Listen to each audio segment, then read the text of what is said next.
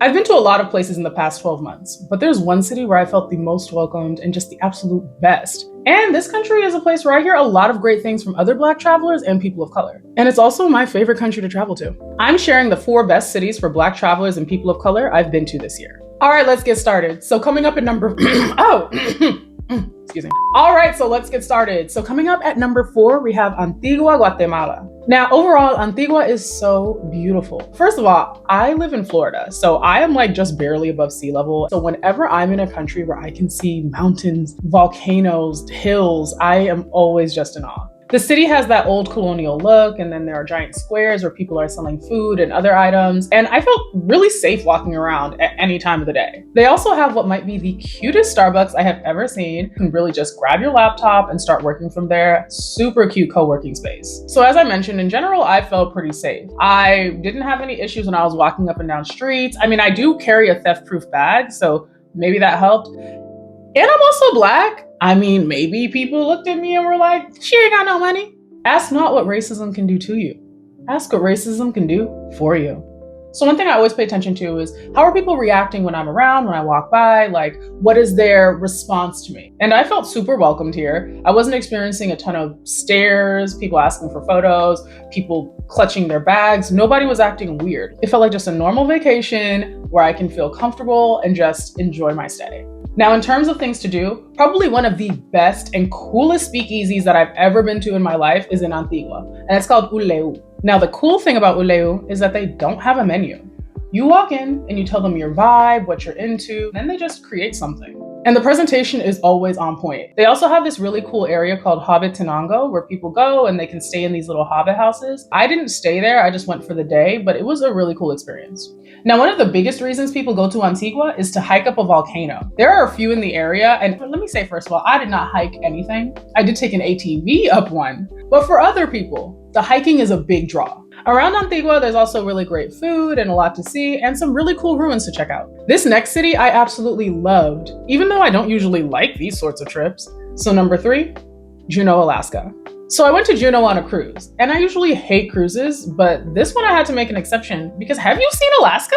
That and Juneau is only accessible by air and sea. We went in the summertime, so it was when they had a lot of daylight, so that was also what made the trip really great. We weren't just sitting in darkness, but I had a really nice time. Now, even though there aren't a ton of people of color in this city, everyone was still real chill, they're cool, they have a very nice, peaceful vibe. People were not weird to me. It was like a very comfortable experience. Maybe it's because they're so close to Canada, everyone's just so chill.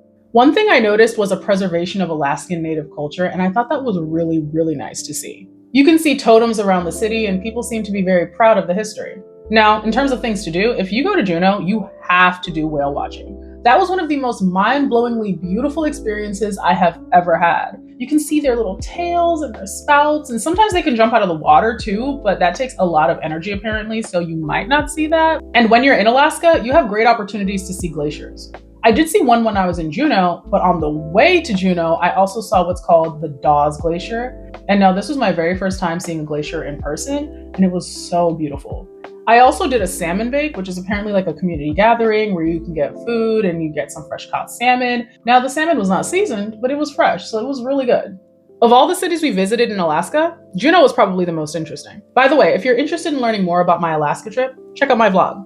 Time for number 2, Negril, Jamaica. Jamaica, Jamaica, oh, Jamaica, Jamaica. I loved Negril, Jamaica. It was so much better than my first time to Jamaica, which there's a video coming on that in the coming weeks. Stay tuned. Negril was so nice and warm. Like, it just felt so much less commercial than other parts of Jamaica. Compared to the rest of Jamaica, there are also quite a few Black Jamaican-owned spots in Negril, and I stayed at one of them.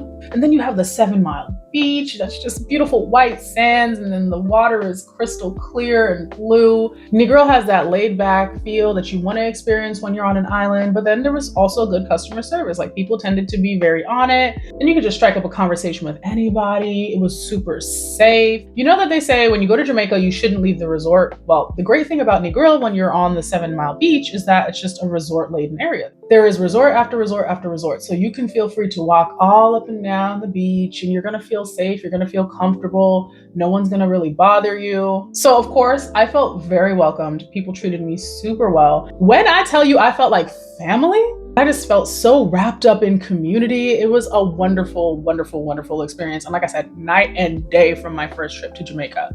I stayed at the Sharela Inn.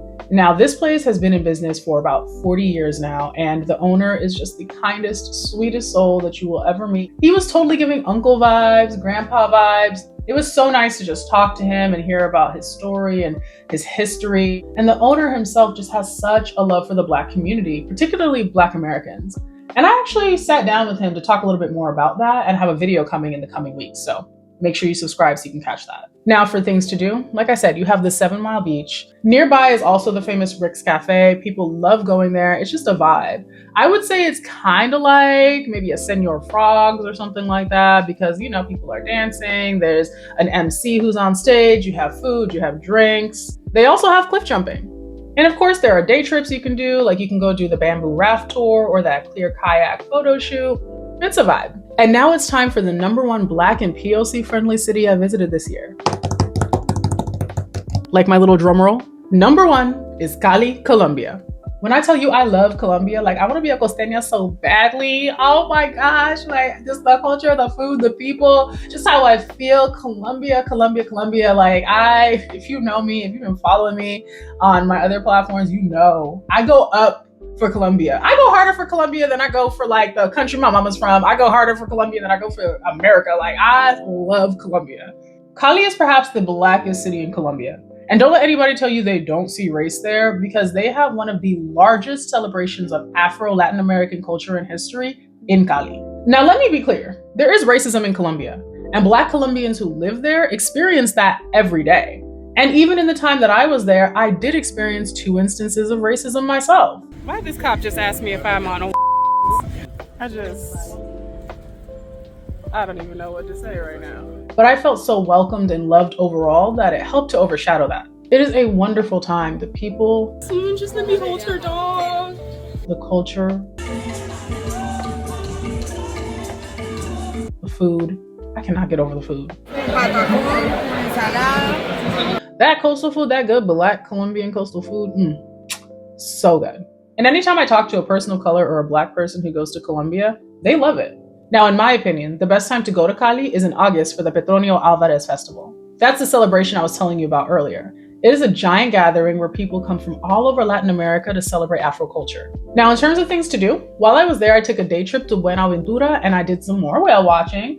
And it was really nice because Buenaventura is a very Black area, so it was great to support local Black businesses. Cali is also known for salsa, so you can go and take a salsa class. I did that. I was not good, but I did that. And you can visit the Ponce River. And I always recommend to people when you go to Colombia to get some sort of beauty treatment because Colombia knows beauty. They know relaxation. They are great at it. I love getting massages in Colombia because they are very thorough and very luxurious, but also very affordable. Now, before I end on Cali, I want to say one thing. I know sometimes people are often concerned about the safety and security in Colombia, but the most important thing to always keep in mind is don't give an opportunity. No dar papaya. So those are the top places I've been to this year for Black travelers and people of color. What would you add to the list? Also, can you guess where my first trip of 2025 will be? Here's a hint. It'll have a lot more in common with Juneau than any other place on this list. Like and subscribe for more travel stories and travel content.